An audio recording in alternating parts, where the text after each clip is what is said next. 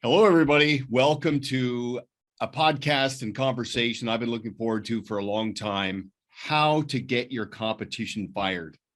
And I am so excited about this because of our guest, Randy Schwantz, who in my view has the most unique, compelling, and effective approach to what I would call persuasive impact.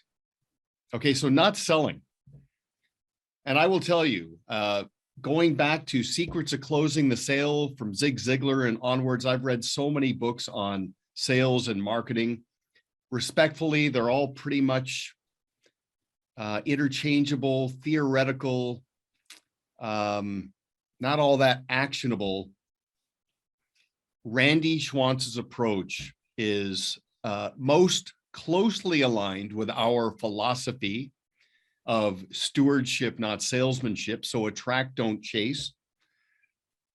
There's no contrived tactics for overcoming objections. There's no clever closing techniques. This is a professional, respectful approach to enable a prospective client to come to their own conclusions and buy in. So instead of you selling them on becoming a client, getting them to buy into a relationship with you. And as you're going to see with Randy, this is an actionable, proven process. It's also sequential, which means it builds on itself and cascades to this natural event where ultimately the client closes you.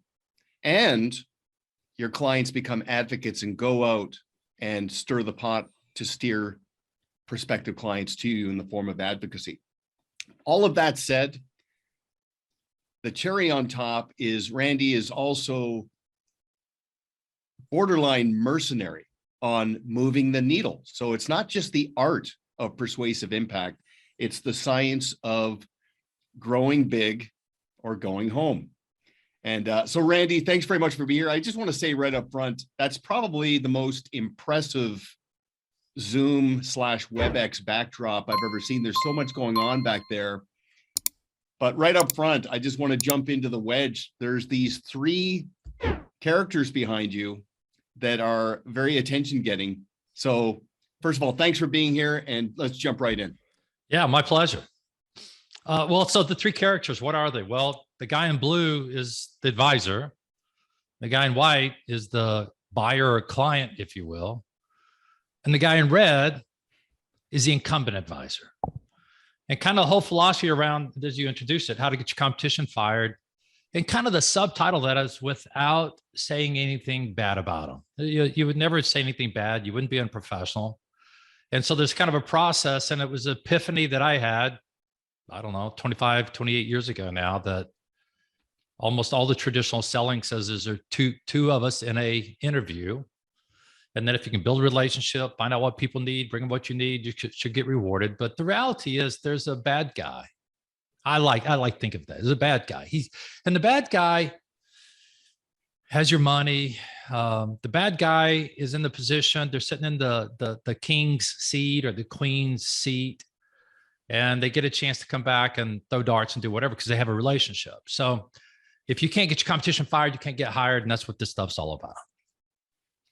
Okay, so that is so profound. And I was introduced to that by Chris Jepson, right, who you know very well. Yep. He is such a huge fan of your philosophy and your approach. But when he said that to me for the first, and this goes back several years, where he said, hey, if you want to get hired, someone's got to get fired. There is an incumbent provider. It's not like you're in front of a prospective client that's just getting going. Now, that said, there's a degree of predisposition. They're in front of you because there is either an unmet need or they're disenchanted with their current approach. But that is such a profound concept of taking the high road. And you know, when somebody reads the Wedge for financial advisors, you actually, it's counterintuitive, but you're actually in many ways coming to the defense of the incumbent. So you're not only not saying something negative, because if you do, now the prospective client is guilty by association. You might as well insult them too by saying Absolutely. something negative. But when your wedges start to Socratically prompt the prospective client to start saying out loud, you know what, maybe you're right. Maybe I do have some issues I need to address. You then come to the defense of the incumbent, which is so incredibly professional. And I'd love to hear your perspective on that too. Well, yeah, I've never heard it literally put that way. What I think is that we first of all, I'm gonna start with the buyer, the client. The first problem with the client is that to a great degree, they have lowered their expectations down to what they're getting. They're fundamentally content. They might have a little dissatisfaction. Maybe some of your marketing or the way you got introduced in created a little bit of fascination where they want to meet with you. But fundamentally, there's a lot of things where they've been trained to accept things the way they are. They thought about it. I wish things could be better. They talked to their existing advisor. Advisor said, well, it's just the way it is, kind of. And so they got content. So then what we're doing is as, using, getting engaged, using our brain, thinking about the value we bring on a different basis, then we're going to make the assumption that the incumbent advisor is already doing it for them. Hey, when your advisor comes out and does boop, boop, boop, boop, and then through that kind of question, that's where you create a massive amount of contrast between what they could be having and what they're getting. And the typical response of the buyer is, well, they don't do that. And instead of jumping on it and go, well, we do, and then start to go into a pitch, you just back up and you say something really polite, like, oh, okay, so then having that's not that important. And you just let it drop, just like a rock. And if it is, they pick it up and they run with it and they start to tell you how it is important. So then now they start to own these issues or problems or whatever you want to call them. And it's just remarkable to watch it work because it creates no defensiveness. It raises their expectations, and the buyer it becomes very real to them that they are being underserved by their current advisor. And all of a sudden, that's what the wedge is. Now there becomes space between the buyer and the incumbent loses their advantage of incumbency. And that's really, in essence, what we're trying to create. And I do want to come back to that because you have another key point that helps to counter diminishing intent when it comes to that confrontation later with the incumbent. But we'll park that for the time being. Yeah. You said something interesting there.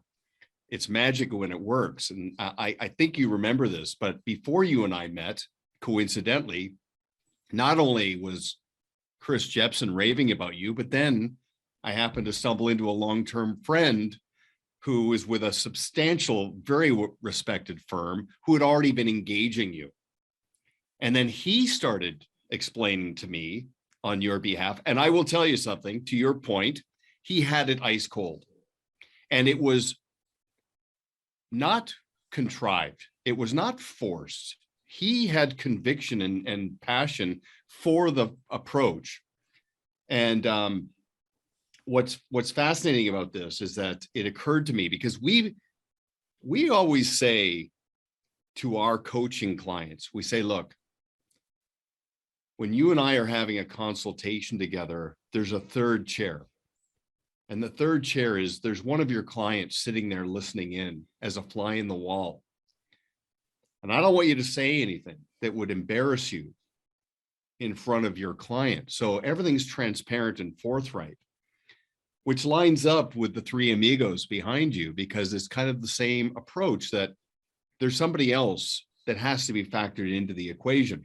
Now, I'll just also build on this because it's not just the persuasive impact of when somebody is in front of a prospective client. It's also for the client to then internalize those wedges and that value and be able to go out and articulate it and socialize it to others in the spirit of advocacy.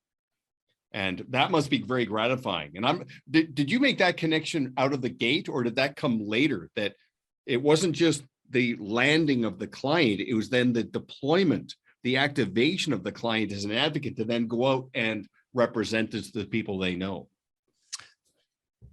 I honestly don't remember when that connection came together, but it is a huge connection, and we call that process red hot introductions. And when the story that your client can say about you is more than they're good people, I like them and trust them, and they can actually talk about what you do and how you do it. We think of that as kind of like the written service plan that goes way beyond the financial plan. They can talk about that. Then as they do, A, they're excited about it because it's impacted their lives. B, once again, it creates contrast for the person that you're wanting to get introduced to, where they can start to see that difference too, and go, well, yeah, I'm not getting any of that. So yeah, I'd like to meet them. And it just, you could call it dominoes, or kind of builds on itself for sure. Okay, so perfect segue. So the first thing I want to go back to, though, you said something powerful. The restraint a professional has to resist the temptation to pounce. When a prospective client shifts from the inside voice, where they actually say something out loud that some people would view as a buying signal, right? Which I've never liked that terminology. Or a hot button. Yeah. A hot button. Yeah. Exactly. Hot button, buy signal, all that stuff. Right. But because here's the psychology, and I know you take this so seriously because it's so respectful of the other, of the prospective client. They're coming to this encounter with a degree of anticipation. They've heard good things about the advisor. They're disillusioned with their incumbent. So they want to believe, but there's apprehension. And the apprehension is, I'm going to get closed. Somebody's going to try to convince me to sell me, buyer's remorse, caveat emptor, all of these things swirling around. And again, the classic salesperson, when they do see that hot button, it's game on, right? They pounce. The ability, because and the client, prospective client, is kind of bracing themselves for the pounce. And there's this sort of friction in between. When there's no pounce, when there's no salesmanship, it's all stewardship. It just creates, it's like a flower in the sun. It just opens up so incredibly. So let's build on this, because another thing I noticed in going through your process quite deeply, and speaking with Scott and speaking with Jepson, who knows it better than I do. So the ultimate place to be as a professional in front of a prospective client is that nexus, right? The intersection where professional contrast and professional scarcity comes together. Okay, so the professional contrast, that's self-evident. The prospective client comes to their own conclusions. Finally, this is what I've been looking for. The professional scarcity is, this professional isn't trying to be all things to all people. He gets me. He understands a day in my life, and it activates the sense of belonging, which also is, I'm drawn to you. So you've got some really powerful, I guess you'd call them key performance indicators, which are what you're trying to get a prospective client to say. Now, sorry, I'm thinking out loud here as it relates to both when you're in with the prospective client, but also from the standpoint of advocacy. I'm going to jump to advocacy first, actually. You said to me that you want a friend of a client to say to the client out loud, why do I keep putting up with my current advisor? Did I get that right? Yes. And then the follow-up question to that is, how can I meet your advisor? Okay, so let's talk about engineering that from the standpoint of advocacy, and then we'll go back to the prospective client interaction. If you could just build on that for me. Yeah, so I mean, so if you are going to build on it, I think it starts with you getting really clear about, I'm going to call it your value proposition, and you move off a product. The product is commoditized. Everybody's got access to the same thing. So you move into your services, When I think about service, I create two distinctions, reactive and proactive. Reactive is responding, somebody has a question, somebody has a need, somebody gets some more money, you help them invest, just whatever. That's reactive. And everybody's pretty good at that. But when you can develop your proactive services, then it's almost like the difference between a doctor and a dentist. See, a doctor, when you get sick, you go to the doctor and doctor gives you a shot or gives you a script and says, hey, if things aren't better, holler at me. I'll be here for you. And it's kind of a reactive. They react to you being ill or whatever. A dentist, though, has a plan to keep you out of trouble. Every 6 months, they're going to bring you back in.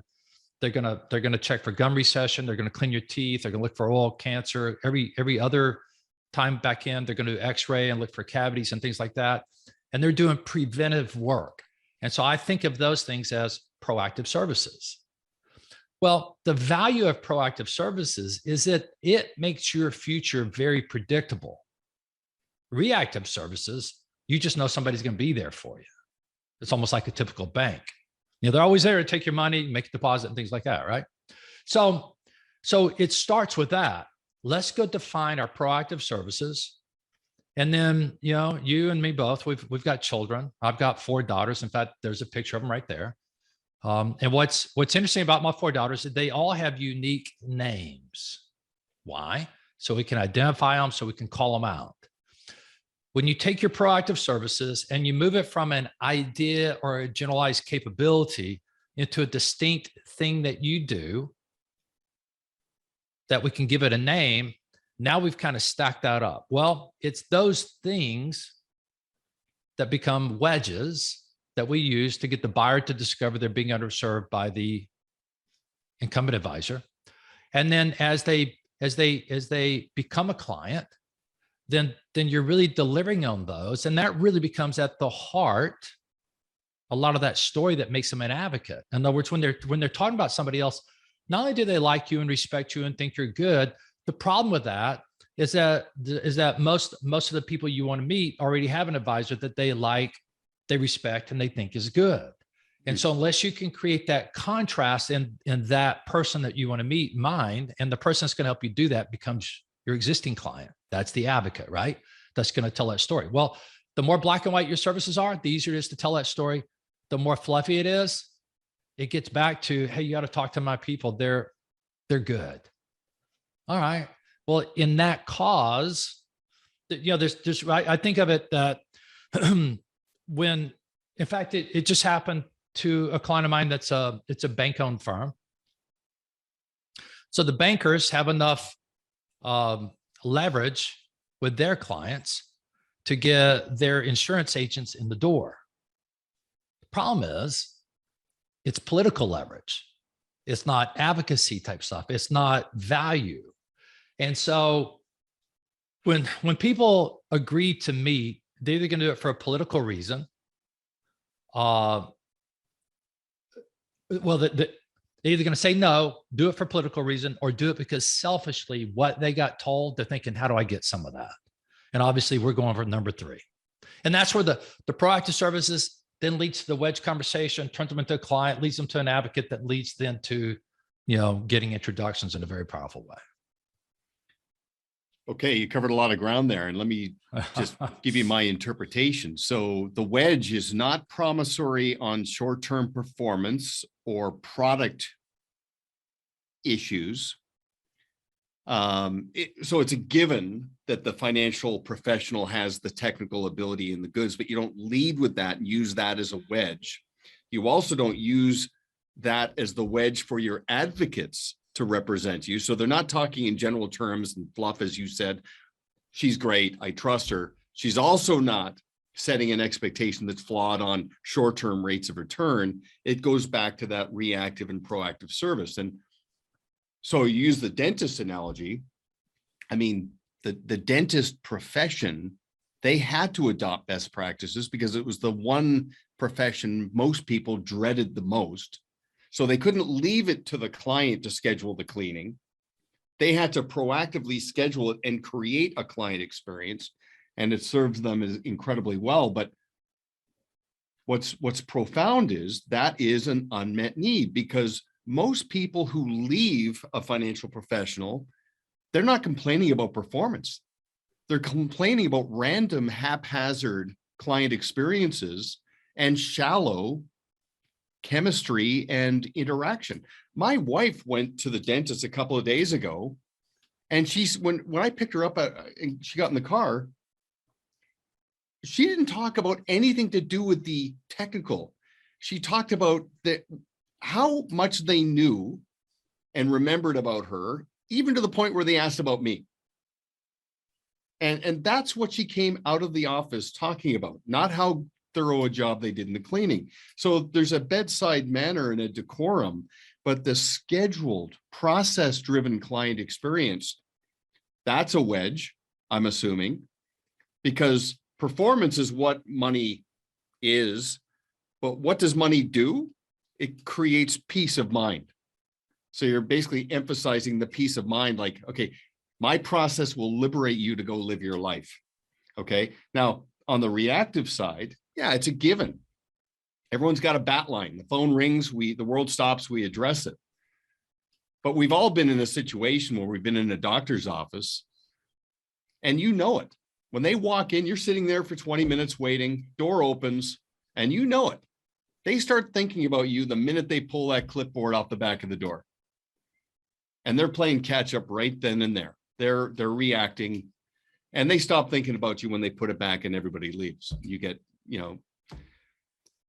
so there's some messaging, or there's a takeaway in there that we're trying to use. So the proactive, scheduled client experience that liberates someone to live their life. You've got this. That's where the wedge lives. Is that what I'm getting? Yeah. Yeah. Okay. Yeah, because and then maybe the driver of that. Think about this. Every time we do a wedge workshop, one of our exercises is to take our clients through, be the buyer, and just start thinking about all the things you hate about this environment because you don't understand it, and what you don't understand you can't control. And when you don't understand it, you can't control it, then you feel like a victim. So let's just go list out all those things they don't understand about how this works, whatever it is. Well, as you start to take that list of things they don't understand, and you come over and you go, okay, how do I take what they don't understand and now make that a process? So now it becomes understandable. That then becomes one of your proactive services. So think about it like this. I go back to, once again, my kids, when they're 14 years old in high school, they're freshmen, they start thinking about college. By the time they're sophomore, they really start thinking more seriously about college. And sooner or later, they're going to have to figure out where they're going to go and what floats their boat. Well, how do you, as a general rule, some kids are very learned, highly experienced, travel all over the place, and they know exactly what they want. But the average kid doesn't, I don't think. And so how do you help them? So I just think of it like them. I'm a kid. I'm 16 years old. I don't want to be an engineer. Don't want to be an accountant. Don't be a lawyer. But I know I need to go to school. So what am I going to study? Number two is, what kind of school? Do I want to go to big school, small school, sports school, academic school, far away from home, near home? And so basically, because kids have had to make that decision so many hundreds of thousands of times, it basically becomes a simple matrix, can be. And you help a kid kind of just go close to home, far away from home. Big school, small school. Big school, lots of people, great sports team. Small school, academic, very diverse. And you just kind of help them think through that. So now that you're moving them through that decision. Okay, so what does that have to do with advisors? Think about all the things, if you're the average user of an advisor's services and knowledge and skills, that are grossly misunderstood, hard to understand, unpredictable, and therefore confusing to your average client. If you just sit there and you just take and make a list of that and convert each one of those into a process that now makes it predictable, understandable, and that process is going to be a worksheet, a spreadsheet, a checklist, or something. You can create a list of great wedges that the incumbent is not doing because they're just not thinking this way. And so when you do, in the sense of extraordinary, you don't have to be extraordinary. You just got to be, it's like the whole deal about the bear, the bear, I can't remember the story now, but it's like the bear chasing, how you can't the guy's putting on his tennis shoes. He goes, you can't outrun the bear. He said, I don't have to. All I have to do is have to outrun you. So in a sense, what we have to do is outrun the incumbent in terms of making these things predictable and using that as wedges. And then you create a better experience for your clients. Hopefully that made sense. I'll let you just kind of fire away. Okay. Well, let's dig into that a little bit. So without killing it in complexity or abstract, keep brevity, specificity, something that the client can really conceptualize and understand. So I'm thinking out. I'm going to put you on the spot here and see if we can actually come up with a wedge in real time. So let's assume that most prospective clients feel that their current incumbent advisor is kind of cobbling it together, right? They're building the bridge as they cross it. There's no future pacing. There's a financial plan, but there's disconnects on the planning. And so directionally, the client feels like they understand what's been done to this moment, but there's such a lack of clarity on where this is all going. So you got the other advisor who is process driven. And the advisor wants the prospective client to come to their own conclusions that cobbling it together is inadequate. Buying into a process, it's crystal clear. We've cracked the code. There's parts of the process that aren't relevant to you yet, but as your life unfolds, your needs evolve, we'll put it all together. So I'm just springing this on you. Is there a wedge there between cobbling it together and having a fully defined, built out process? It's like the difference between having a puzzle with all the pieces in front of you with no picture. I've got the picture. I know what this looks like, and this is where we're going. It's that future pacing. Is there a wedge in there, Randy?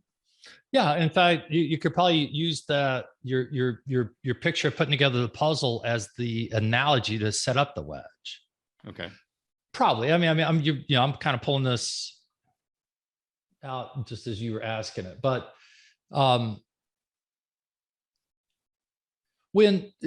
now we take that. So here's a 1,000-piece crossword puzzle. Here's what it looks like. I mean, very simply, when you compare, you're 2 hours into putting together the puzzle, you got 200 pieces done, you got 800 pieces left. So you can say, where am I in proportion to the finish? So when I come back and I think, it doesn't matter if somebody's 40 or 50 or 60 or 70. They're all thinking about where I am in relationship to the finish, maybe end of life being the finish. It's like, so when I'm in the saving years, where I am in relationship to that, and so we're projecting that out and let people know. It's not just, here's a financial plan. With this financial plan, you do this, boom, boom. Now let's compare the projection with where you are, so you can see that you're below it or above it. Something, very simple, right? A very simple little thing.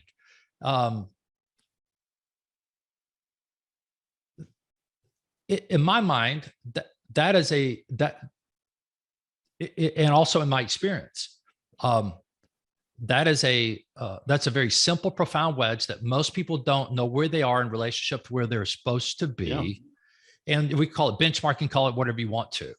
But that could easily turn into a simple wedge. And all it is kind of a graph. You're here, you expect to be here, 5 years, 10 years, 15 years, 20 years, whatever. And you're either, it could be an S curve, sometimes you're above, sometimes you're below, but you're always doing it. So people know where they are in relationship, and they know they either need to make up. They got to find a way to make up and invest more, or that they're kind of ahead of the curve and they can relax and enjoy it a little bit. But I don't know if people do a really great job of that with their clientele. I would say probably not more often than so.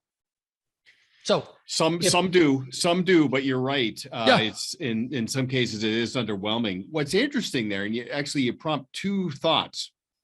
First of all, you said end of life being the picture. Because of demography, some very enlightened advisors are connecting with some very enlightened clients about continuity, succession, and family investment legacy, the dynastic issues, where I'm thinking that's probably a wedge as well. Because, I use the analogy of climbing Mount Everest. The goal is not to get to the summit and plant the flag and savor the win. The goal is to get back down. So planting the flag is a goal, and call that financial independence. I hit my number. I'm now financially independent. I can live off the income of my own resources. I can go to work because I want to, not because I have to. I have financial freedom. I still have the rest of my life to live. That's called getting back down. That's why the Sherpa analogy is so strong. But now people are starting to think about, okay, what does this look like? And what does this look like when I'm gone? What legacy is in place, especially if they own a business, right? And that whole shift from earned money to found money in the activation of entitlement, I think that's going to be a wedge too, where a financial advisor can work that into their future pacing and planning to get a client to really be at peace with where this is all going, even at the end of their life. Yeah. So what you're leading to is if you just go back to the core philosophy, as a buyer, I hate what I don't understand and can't control. If we just start to delineate all the things that they probably don't understand, it just has never been made clear.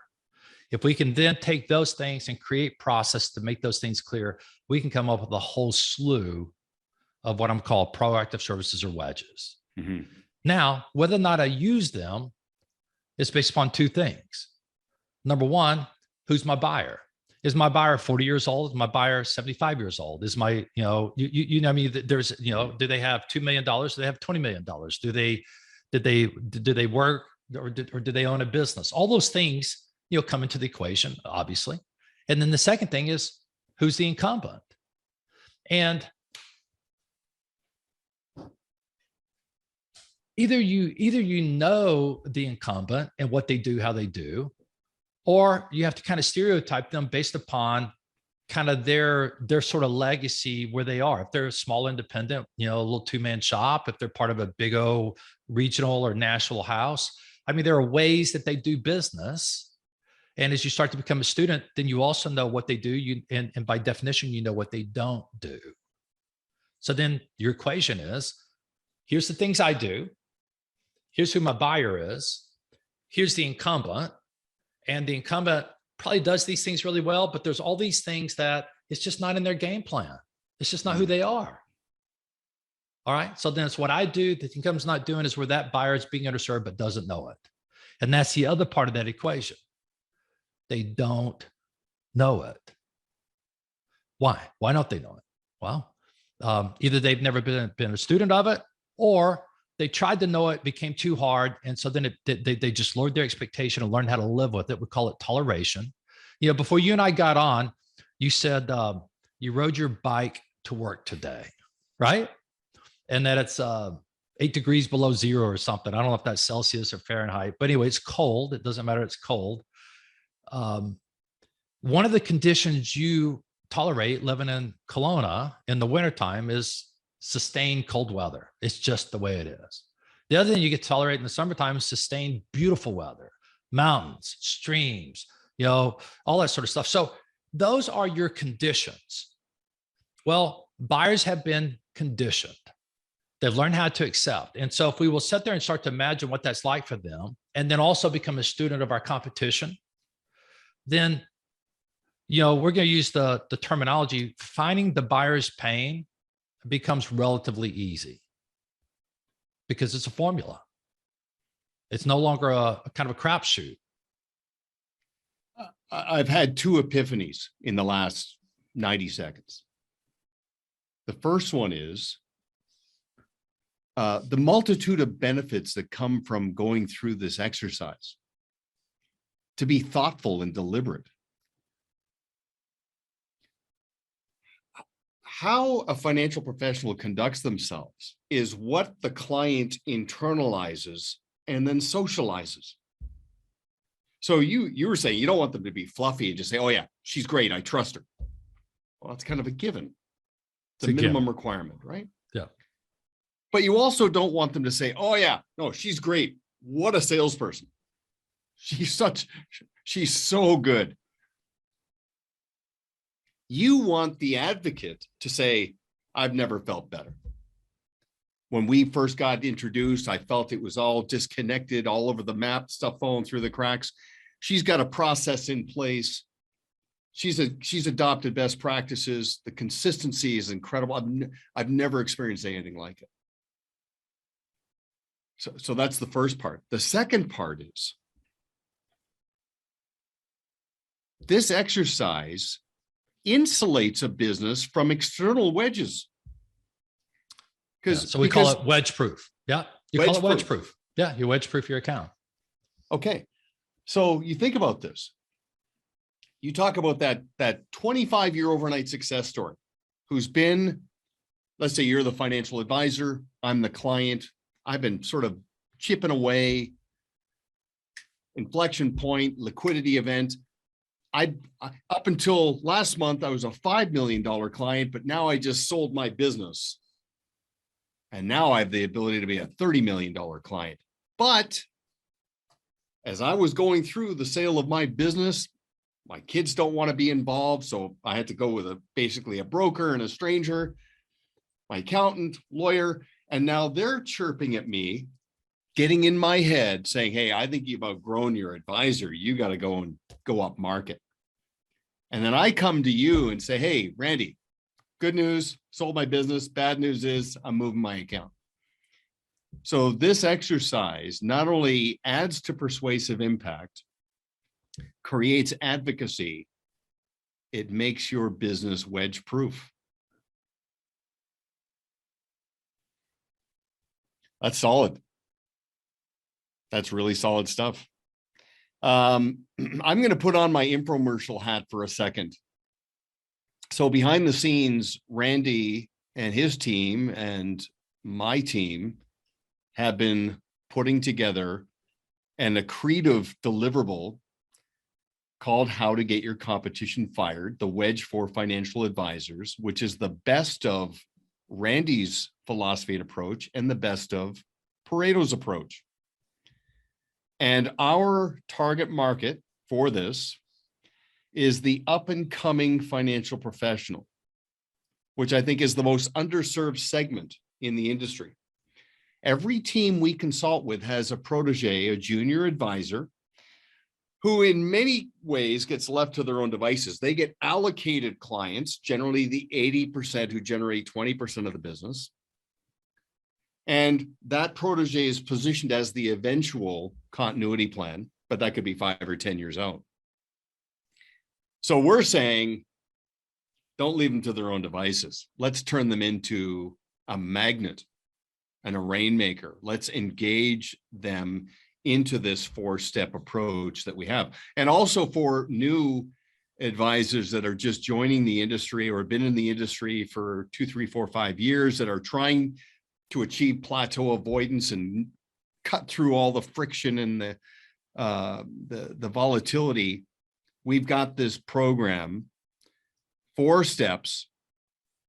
So it's you and I talking about how to fill the pipeline.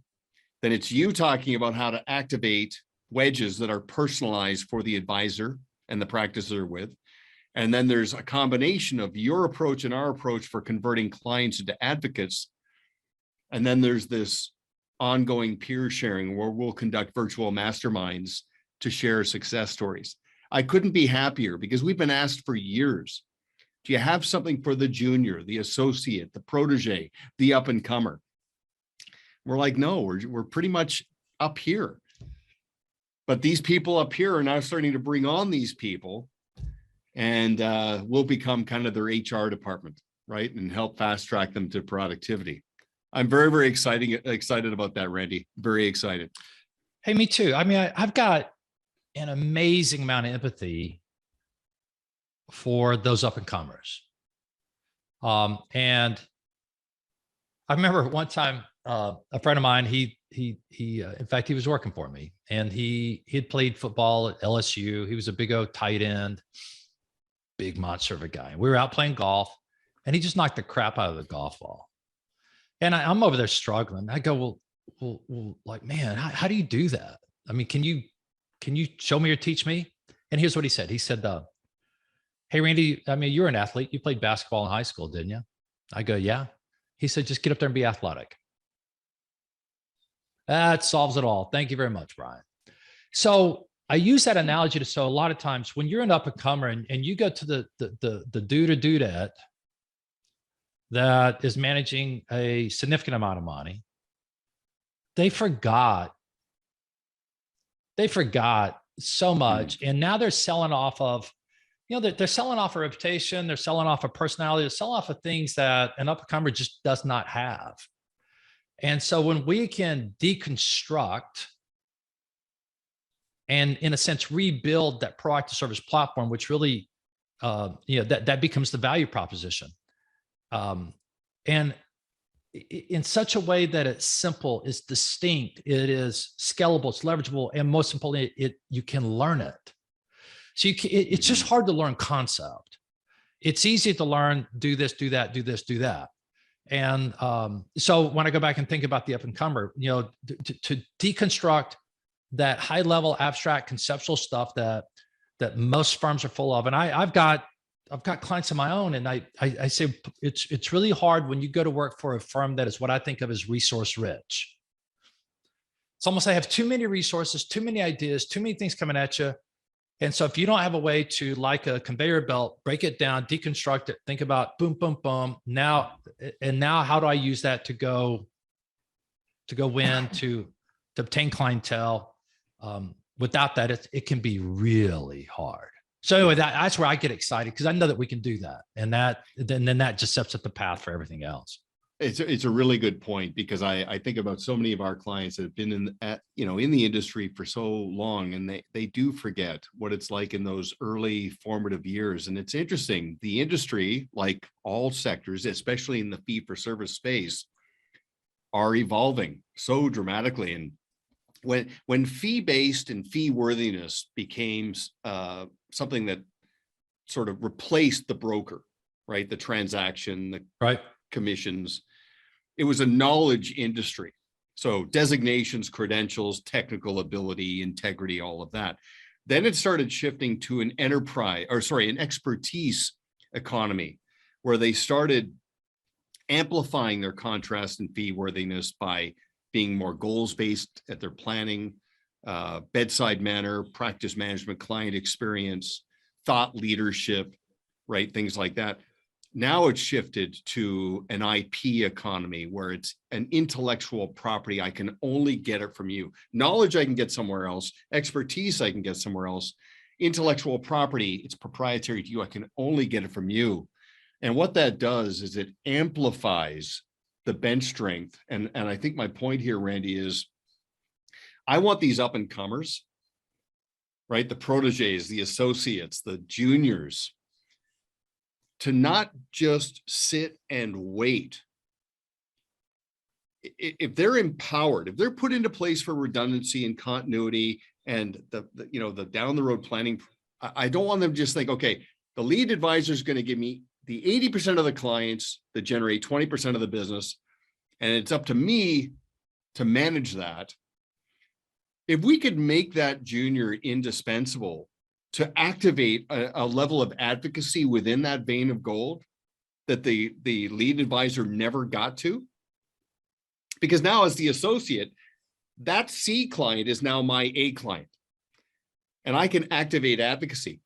If simultaneously I can go out and be a magnet for client acquisition and go out and target and attract high quality clients outside of the lead advisor's core business, it's no longer me just taking over a business. It's me having a leadership position in this enterprise and feeling very empowered. And so as I think about this with you, I'm very, very excited. So if anybody, okay, at a minimum, at a minimum, I can just see a version over your left shoulder there, the wedge. You can see above that how to get your competition fired. At a minimum, you've got to get your hands on Randy's books. At a minimum. As you can tell, it's different, it's thoughtful, it's respectful. And you could have a client read that book and say, oh, okay, I get it now. You wouldn't be embarrassed because there's no trickery, there's no tactics. If you want to go deeper into this, how to get your competition fired DIY sequential approach that Randy and I are putting together, what we got together, then just let us know.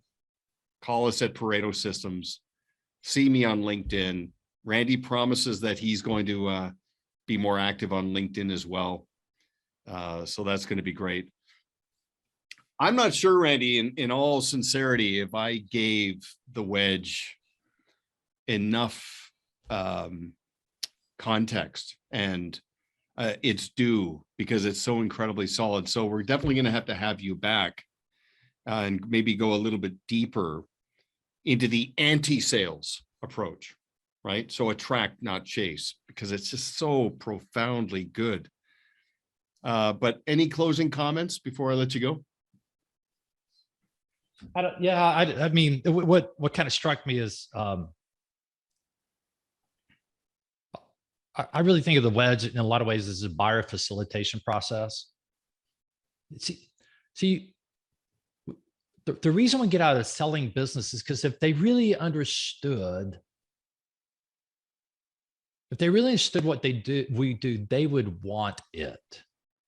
So then the precursor to that is we got to get really clear on what we do, and we got to be great at articulating in a way so that now they understand it, because that's what they want, because it creates predictability, and what everybody wants is predictability.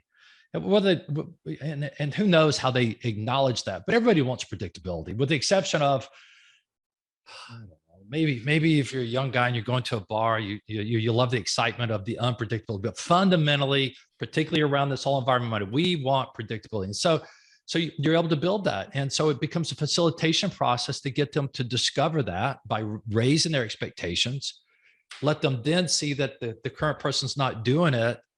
And then they evolve. And so it's without trying to get into, without the fear of being sounding hyperbole, the ratio of success for most people that get good at this doubles and triples. Why? Because it's what buyers want.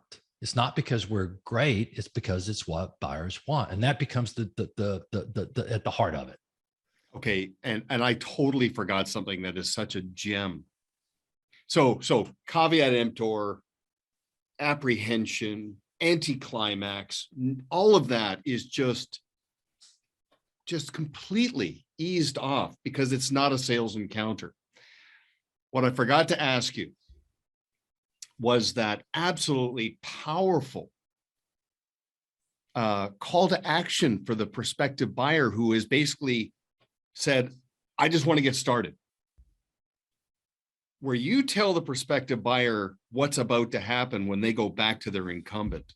Can I put you on the spot there? It's so profound. So could you run with that? Yeah. So let's suppose the buyer did say, I want to get started. Well, getting started is the easy part. Can we talk about the hard part? I think, what's that? Well,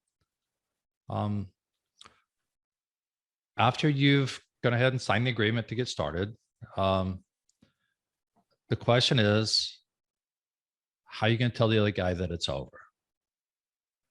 And then they say, what do they say? Well, I don't know. We'll just have to tell him. Boom. Okay. Well, can I tell you what's going to happen? I promise you, when he finds out that you're making this shift, he's going to want to come over and see you. He's going to bring in the proverbial sort of little wine and cheese basket and say, here, you pop the top on the wine. He's going to slice the cheese. He's going to say to you, please don't do this. We were with you as your kids were growing up. We were with you back in the tough time between 07 and 08. We've been there for you. I don't know what those other people are telling you, But if it's products, we've got everything everybody else does. If it's services, we got everything everybody has there. And they're going to put a lot of pressure on you to do nothing. I'm just curious when they do, how you're going to handle it. And so in essence, you're rehearsing them through the emotion, and you're doing your best to bring the incumbent into a room and have them feel that now in your presence, so you can help them through it, so that when they see it for the second time, it almost looks like cheesy if and when the incumbent comes back and goes, well, we can do that. We can do that. Yeah. I've already made my decision, and it becomes easy. And so when we get into teaching the course and doing further webinars and stuff like that, we'll get into a lot more psychology and break that down for people. It's pretty powerful.